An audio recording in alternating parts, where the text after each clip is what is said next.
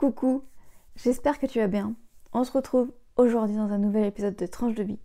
Et aujourd'hui, on a pas mal de choses à se dire.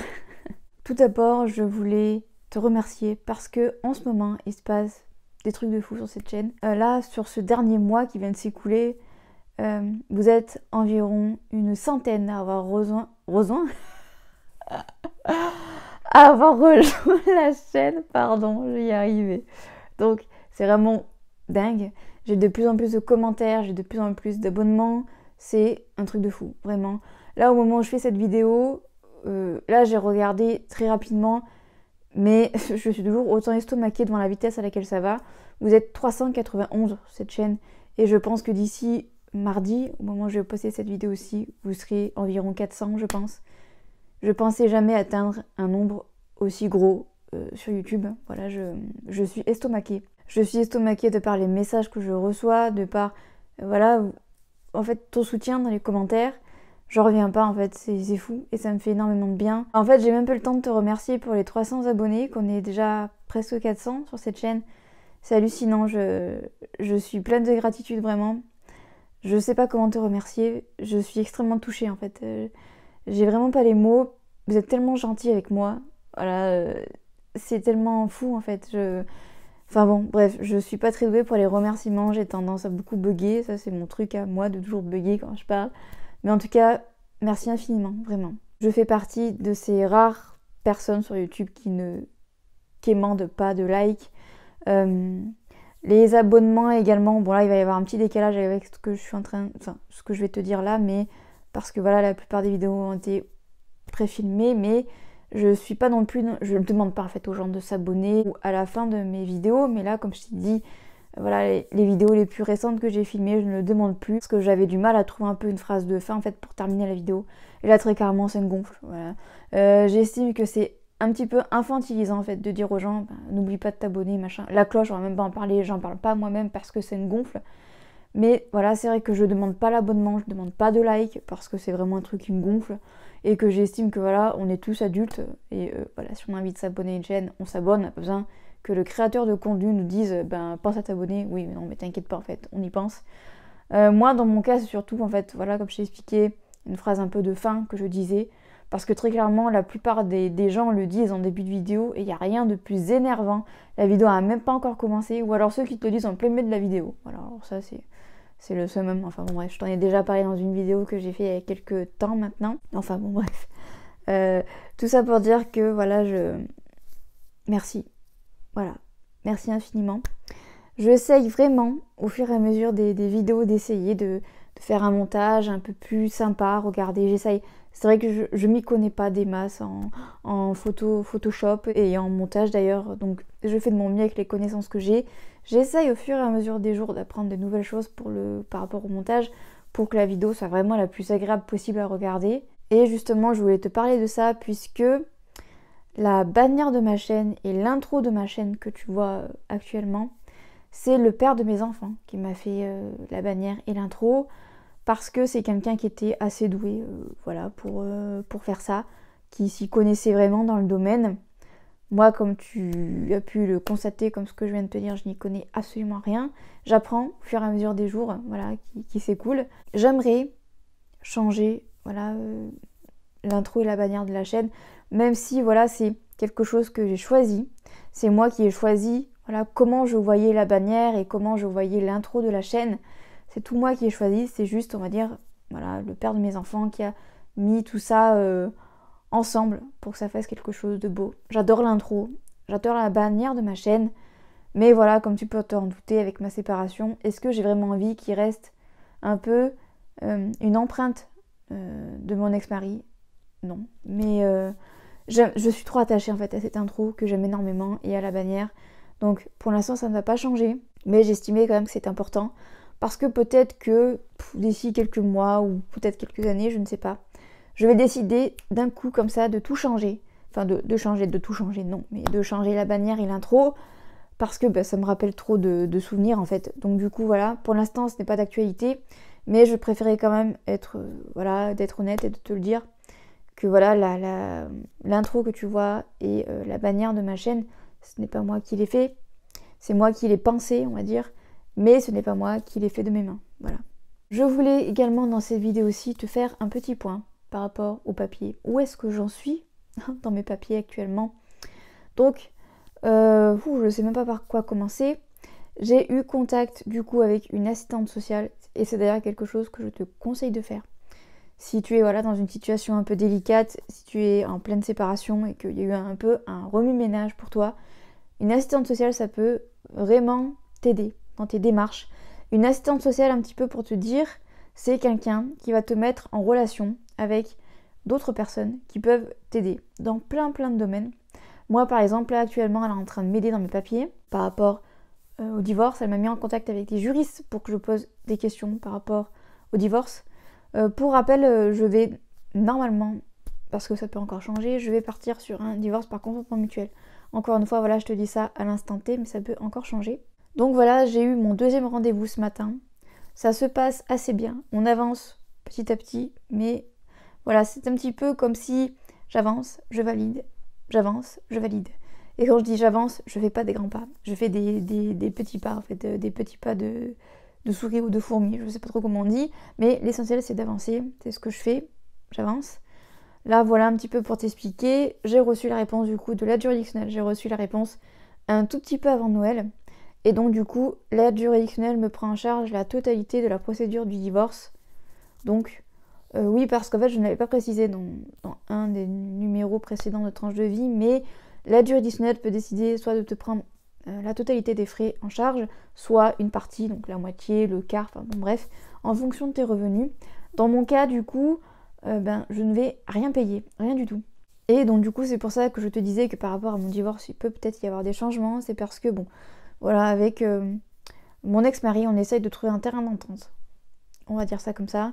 Donc voilà, tout peut encore basculer dans un changement de procédure au niveau du divorce, et s'il y a un changement de procédure, je devrais refaire une demande d'aide juridictionnelle parce que l'aide juridictionnelle c'est très encadré, c'est-à-dire que là dans mon cas, ça a été accepté pour un divorce par consentement mutuel avec mon avocate, avec le nom de mon avocate, et si demain la procédure change, il faudra que je refasse une demande. D'après ce que j'ai compris, encore une fois.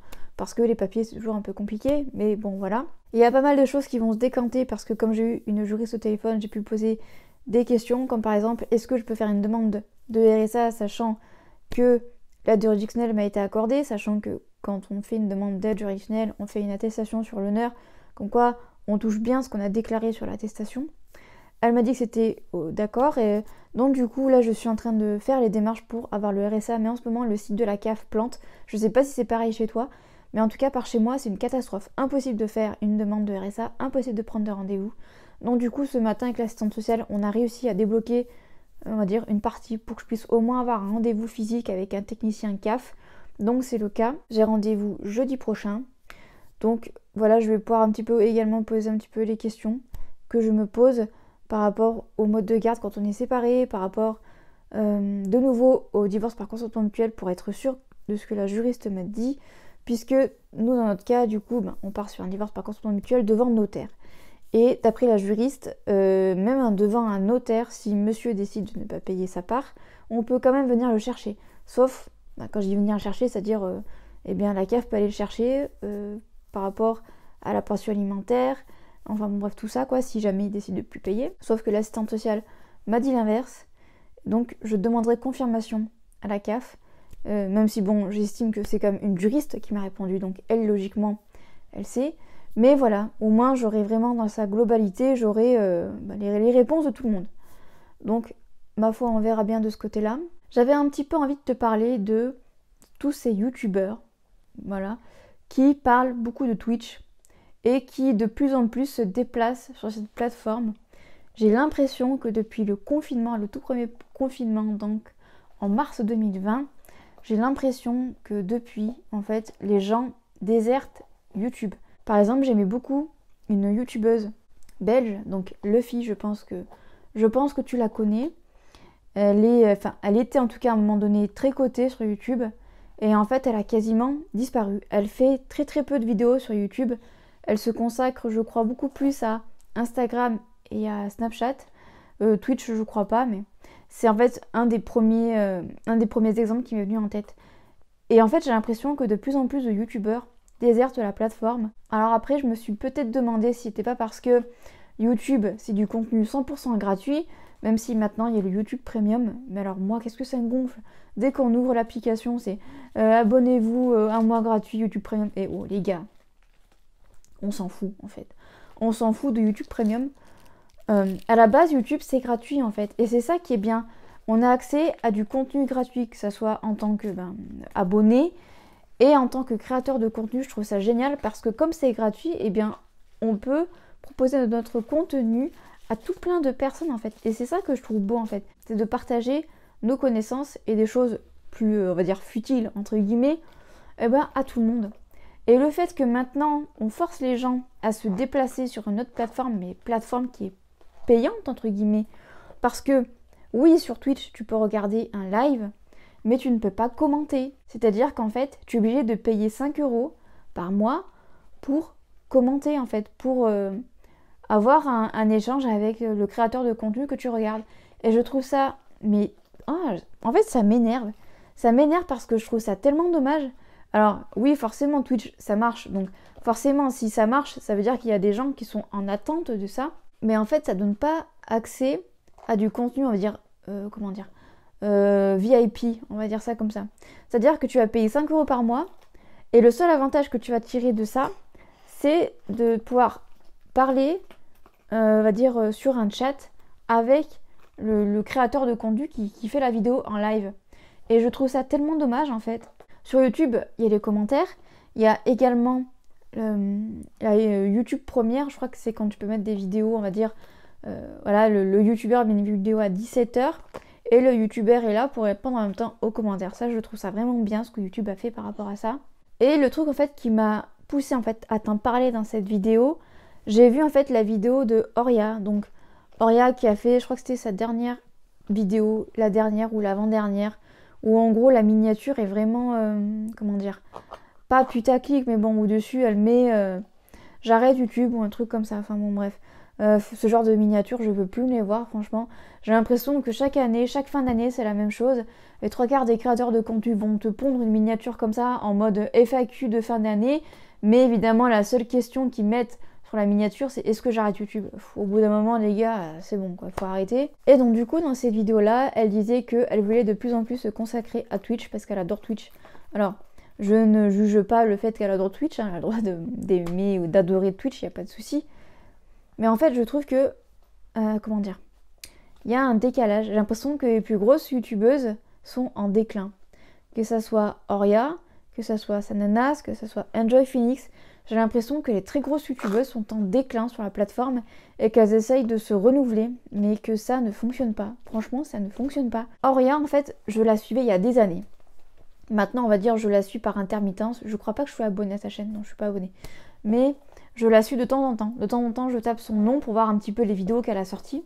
Et à chaque fois, je me dis, ouais, ben non, en fait. Dans le sens où, en fait, j'ai l'impression qu'elle n'a pas su évoluer.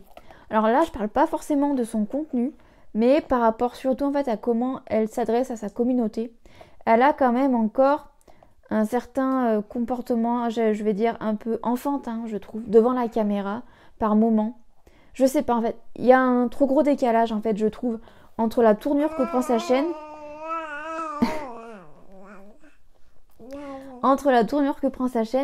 et elle en fait. Je trouve ça dommage parce qu'elle se tourne vers un contenu beaucoup plus mature où elle aborde le true crime en fait. Et je trouve ça bien, j'adore regarder ces vidéos de true crime. De son de base, j'adore regarder ces vidéos là. Et je trouve qu'elle s'en sort plutôt pas mal. Hein. Et de l'autre côté, les expressions qu'elle utilise par moment, que je trouve, encore assez enfantin. Encore une fois, c'est sa personnalité. Donc si c'est vraiment sa personnalité et que c'est pas un jeu devant la caméra, bah écoutez, tant mieux si elle se sent très bien comme ça. Et voilà, c'est super qu'elle s'assume comme ça. Mais je sais pas, pour moi, il y a un trop gros décalage en fait. Et le fait qu'elle dise que voilà, elle veut s'investir encore plus sur Twitch, ben je trouve ça triste en fait. Parce que forcément, elle va faire un choix à un moment donné et elle va délaisser YouTube. Et je sais pas en fait. J'ai l'impression que YouTube a besoin d'un renouveau. Lena Situation, tu vois. J'ai l'impression que je la vois beaucoup moins qu'avant, qu'il y a quelques années. Je sais pas. Je sais pas ce que t'en penses, n'hésite pas à me dire ton avis en commentaire. Là, j'ai surtout parlé de Oria, parce que c'est vraiment la vidéo la vidéo, on va dire, que quand je l'ai vu, je me suis dit, ça commence à faire beaucoup de créateurs de contenu qui délaissent la plateforme en fait pour partir sur Twitch. Il y a autre chose aussi que je voulais rajouter, qui m'a fait sourire quand même. Parce que, pareil, Roya elle a dit ça dans sa vidéo, il n'y a pas que elle qui le dit, hein. La plupart, quand ils font une FAQ, ils le disent. Et à un moment donné, il faut arrêter de nous prendre pour des pigeons quand même. En fait, à un moment dans sa vidéo, elle a dit que elle s'en fichait des vues. Et que, voilà, on l'a critiquée comme d'autres youtubeuses sur ses vues. Parce qu'elle a 2 millions d'abonnés et elle fait que 500 000 vues, par exemple. Elle dit qu'elle s'en fiche des vues. Même si demain, elle a fait 500 vues, elle sera trop contente. Et que voilà, ça la dérange pas. Mais en fait, il faut arrêter de dire ça, en fait. Parce que c'est faux. Bien sûr que si demain, elle fait 500 vues, ça va la déranger. Parce que YouTube, maintenant, c'est son gagne-pain, en fait. Certes, grâce aussi à ses partenariats, mais c'est parce que aussi elle a une grosse communauté, que ce soit sur YouTube ou sur Instagram. Donc, de dire que si demain, elle fait 500 vues, ça la dérange pas, ben si, forcément. Parce que, ben, grâce à ce qu'elle a gagné sur YouTube et sur Instagram, elle a un certain train de vie qu'elle pourra clairement plus avoir si demain, elle fait 500 vues sur YouTube. Parce que les marques vont être beaucoup moins intéressées par quelqu'un qui fait 500 vues sur YouTube, forcément. Donc à un moment, il faut aussi arrêter de se voiler la face. Je pense que c'est important d'être honnête et les gens ont besoin de cette honnêteté, surtout dans notre société actuelle. Et en ce moment, tout ce qui se passe, je pense que c'est hyper important d'être honnête et dire à ses abonnés que, voilà, si demain elle fait 500 vues, elle sera contente. Non, j'y crois pas, personnellement, j'y crois pas du tout. Maintenant, comme on a parlé de youtubeuse, on va parler de Sananas. Et pourquoi on va parler de Sananas? C'est parce que, honnêtement, encore une fois, si tu suis un peu la youtubosphère beauté plus particulièrement, tu n'as pas pu passer à côté. C'est le fait que Sananas, je vais pas réussir à prononcer son nom, c'est le fait que Sananas ait décidé d'arrêter Autrera Beauty. Donc, la marque qu'elle avait lancée, il me semble, 6 ou 7 mois en arrière, eh bien, elle a fait une vidéo pour dire qu'elle a arrêté Autrera Beauty. Alors moi, quand j'ai vu sa vidéo, j'ai été choquée. Voilà, je m'attendais clairement pas à voir cette vidéo-ci. Et voilà, encore une fois, je ne suis plus abonnée à Sana. Mais en fait, la vidéo a tellement fait de bruit que je l'ai retrouvée sur ma page d'accueil YouTube, en fait. Ça m'a littéralement choquée. Et je pense que la plupart des personnes qui ont acheté et qui ont voulu la soutenir, donc qui ont acheté les produits de sa marque, ont dû se sentir quand même vachement biaisés dans cette histoire. Parce que la plupart de ces gens-là ont acheté plein pot. Et là, les articles sont passés à moins 70%, sachant que pour le Black Friday, elle avait déjà fait des offres à moins 50%. Enfin, pour une marque aussi jeune, c'est quand même drôlement étrange. Alors, est-ce que le succès pour sa marque n'a pas été autant, on va dire, aussi fort que ce qu'elle espérait, et que voilà, du coup, financièrement, elle ne s'y retrouve clairement pas. Après, je ne doute pas sur le fait qu'effectivement, psychologiquement, ça a dû être très dur pour elle. Eh bien, déjà, de 1, de ouvrir sa marque, et de 2, effectivement, si elle est vraiment toute seule à gérer tout de A à Z. J'imagine qu'effectivement, ça commence à faire beaucoup à gérer pour elle, entre gérer sa chaîne YouTube où elle propose quand même du contenu très régulier, et en même temps gérer Autrera Beauty. Je peux tout à fait comprendre que ça soit une surcharge et que du coup, elle soit complètement noyée. Ça, je l'entends parfaitement. Mais encore une fois, je pense qu'il y a des très grosses zones d'ombre dans cette histoire. Et je pense que malheureusement, elle n'a pas été 100% honnête. Dans sa vidéo de lancement, elle disait qu'elle faisait pas ça pour l'argent et que même elle avait fait un cadeau à ses abonnés en mettant la palette aussi bas en termes de prix, alors que quand même la palette était quand même à 50 €, même un peu plus je crois, enfin bon bref, je sais plus. Mais en gros, elle avait dit qu'elle avait fait un cadeau à ses abonnés. Non, enfin bon, déjà voilà, comme je te l'avais dit dans une précédente vidéo de Tranche de vie, non, on fait pas des cadeaux comme ça, c'est pas possible. Et dans sa vidéo, on va dire, de fin, voilà, pour dire que Autrera Beauty c'était terminé, elle a redit qu'elle faisait pas ça pour l'argent. Ah, forcément, si tu fais ça à la base pour le bif, quand même si c'est un gros kiff et un gros rêve pour toi, t'as fait quand même ça pour l'argent, enfin à un moment donné, c'est logique. Qu'on fasse ça par passion, qu'on fasse ça par plaisir, c'est un fait. Mais quand on monte une marque et qu'on s'appelle Sana, forcément on fait ça aussi pour l'argent, je suis désolée, mais à un moment donné, il va falloir aussi assumer ça. Le fait que, voilà, t'as monté ta marque, ça a été c'était un rêve pour toi et t'es trop fière de l'avoir fait, mais il va falloir aussi assumer que t'as fait ça aussi pour l'argent. Parce que si t'étais une personne lambda, t'aurais jamais pu monter ta marque. Et d'autant plus que, voilà, en s'appelant Sananas, en s'appelant Sana, tu pèses dans le game, surtout dans le game du maquillage. Donc forcément, si elle a monté une marque, c'est parce que derrière, il y avait un public qui attendait. Donc à un moment donné, dire qu'on fait pas ça pour l'argent, il y a un problème. Et puis alors, il n'y a pas si longtemps que ça, un mois avant, même pas qu'elle ferme Autrera Beauty, elle avait lancé des rouges à lèvres. Alors ça, c'est pareil, enfin... Encore une fois, il y a une incohérence, voilà. Enfin, je sais pas, je pense qu'elle s'attendait pas à autant de travail, peut-être. Peut-être également qu'elle ne trouvait pas des personnes de confiance, dignes de confiance pour l'aider à gérer Autrera Beauty, c'est possible aussi. Mais je trouve ça tellement dommage, en fait, d'avoir monté ta propre marque, d'avoir investi tellement d'argent, parce que je pense qu'effectivement, ça a dû lui coûter littéralement un rein, vraiment, de monter sa propre marque. Et puis quand on voit la campagne par rapport à Autrera Beauty, le spot qui a été fait, voilà, où on la voit dans toutes ses tenues, ça a dû coûter quand même une assez grosse somme quand même. Enfin bon, je trouve ça tellement dommage. Tellement dommage. Je pense en fait que peut-être qu'elle a eu cette opportunité-là parce qu'elle a vu qu'elle avait l'argent pour le faire, mais que derrière, elle a, je pense, pas aussi bien réfléchi aux conséquences derrière. C'est vraiment dommage. Peut-être qu'un jour, Autrera renaîtra de ses cendres. Peut-être qu'un jour, elle montrera autre chose. En tout cas, si c'est quelque chose qu'elle a autant envie de faire, je lui souhaite vraiment. Peut-être qu'on en saura un peu plus un jour, peut-être, ou peut-être pas.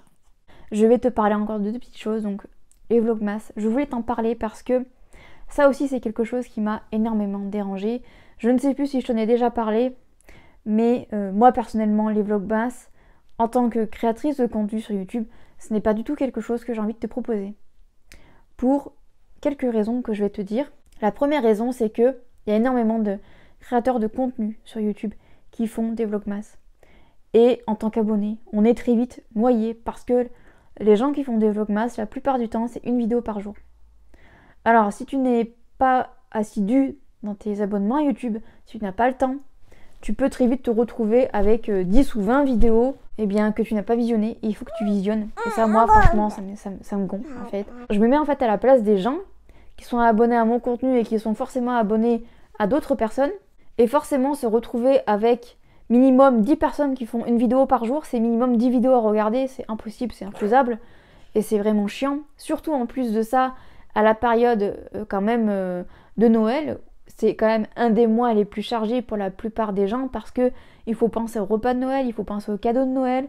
Donc bon, il y a toute une organisation à avoir, même si on sait maintenant que sur YouTube, c'est la période la plus intéressante au niveau monnaie, quoi. Et c'est pour ça que beaucoup de créateurs de contenu proposent des vlogmas. Mais du coup, pour moi, déjà, c'est la première raison. La deuxième raison, c'est clairement par manque de temps. Parce que, bien évidemment, avec 2 enfants en bas âge, te faire une vidéo par jour, c'est littéralement impossible. Et de 3, voilà, en fait, il y a trop de créateurs de contenu qui font une vidéo par jour au mois de décembre. Et que voilà, pour moi, je trouve pas ça en fait intéressant. D'autant plus qu'il y a énormément aussi de créateurs de contenu, même dans mes abonnements à moi, qui postent limite une vidéo par mois ou alors une vidéo tous les 3 mois et qui, comme par hasard, au moment de Noël, au moment des vlogmas, ils publient tous les jours. Voilà. Et alors ça, putain, qu'est-ce que ça m'énerve. Pardon, je suis vulgaire, mais bon, en même temps, c'est moi, quoi. Mais alors, putain, qu'est-ce que ça m'énerve parce que je me dis, putain, mais ils nous prennent vraiment pour des jambons, c'est incroyable. Je trouve pas ça honnête, en fait. Avec la communauté que tu as construite, peu importe ton nombre d'abonnés. Et puis même, je veux dire, la plupart des créateurs de contenu qui te proposent une vidéo par jour sur un mois, donc le mois de décembre, après, ils vont te dire qu'ils ont besoin d'une pause.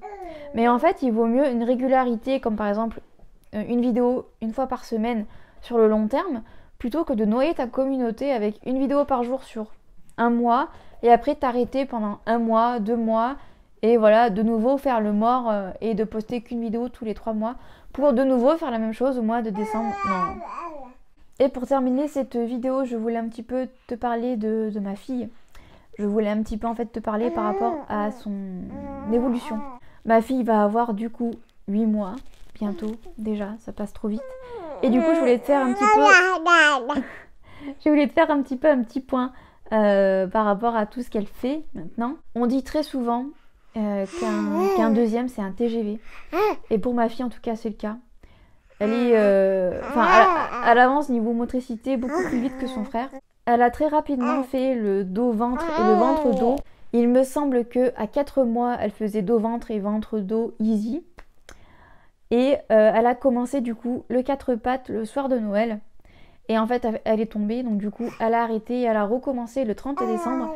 Et depuis le 30 décembre au soir, eh bien depuis, elle ne s'arrête plus. Voilà. Elle fait du 4 pattes et elle adore ça. Et également, elle sait se mettre assise toute seule. Elle essaye de se lever également. Donc, dans la vidéo que je t'ai postée jeudi dernier, donc la vidéo sur les cadeaux que mes enfants ont eu, elle a eu un trotteur. Et donc, du coup, elle utilise énormément ce trotteur-ci en fait pour pouvoir s'appuyer dessus et se lever. Sauf que c'est pas très stable parce qu'on peut pas bloquer les roues malheureusement. Donc voilà, tout ce qui est à sa portée et qui est stable, elle essaye de se lever. Elle avance vraiment très très vite. Elle fait énormément de syllabes également. Elle fait beaucoup de mamama, de papapa, bababa. Mais il y a quelque chose que j'ai remarqué, que mon fils ne faisait pas, qu'elle fait. Comme par exemple le fait, si moi je suis dans une pièce et que elle fait du 4 pattes et qu'elle me cherche, elle va dire un mama. Et c'est très distinct, voilà. C'est pas un mama parce qu'elle fait des syllabes et voilà, elle gazouille. C'est vraiment un mama parce qu'elle m'appelle. Elle également fait des syllabes par rapport à son prénom et quand je l'ai entendu, ça m'a déstabilisée. Elle dit également tété. Vraiment, quand je te dis qu'elle le dit, c'est-à-dire que son frère va dire le mot tété et elle derrière, elle va redire. Enfin, c'est fou en fait. Bien évidemment, mon fils faisait pas ça déjà de 1 parce qu'il était le premier, il n'y avait pas d'autres frères et sœurs avant. Mais elle avance très très vite en fait, que ce soit au niveau motricité ou au niveau langage. J'ai pas les mots. Si tu te demandes, elle a très peu rampé. Voilà, elle a rampé un chouïa, mais vraiment pas très longtemps. Même pas 1 mois, il me semble. Après, elle est passée directement aux 4 pattes. Et à bientôt 8 mois, elle n'a toujours pas de dents. Alors, je l'ai emmenée chez le médecin début janvier pour faire un point un petit peu. Et voilà, on voyait très clairement qu'elle a une des 2 dents en bas qui va pas tarder à percer. Mais bon, voilà, la dent n'est toujours pas décidée, donc la pauvre, elle souffre. Mais alors, elle souffre comme c'est pas permis. Donc voilà, j'aurais pu encore te parler pendant très longtemps, vraiment, parce que j'ai noté sur mon petit calepin ici ce que je devais te dire dans cet épisode de Tranche de vie. Et en fait, je vois que je parle déjà beaucoup. Donc, pour éviter que la vidéo dure trop longtemps, je vais m'arrêter là. J'espère que cette vidéo t'aura plu. J'espère qu'elle t'aura aidé également. Et surtout, n'hésite pas à dire ton avis en commentaire par rapport à tout ce que je t'ai dit. Oui? Je peux finir? Merci. Et jusqu'à jeudi 18 h, je te souhaite une très bonne semaine. Bye bye.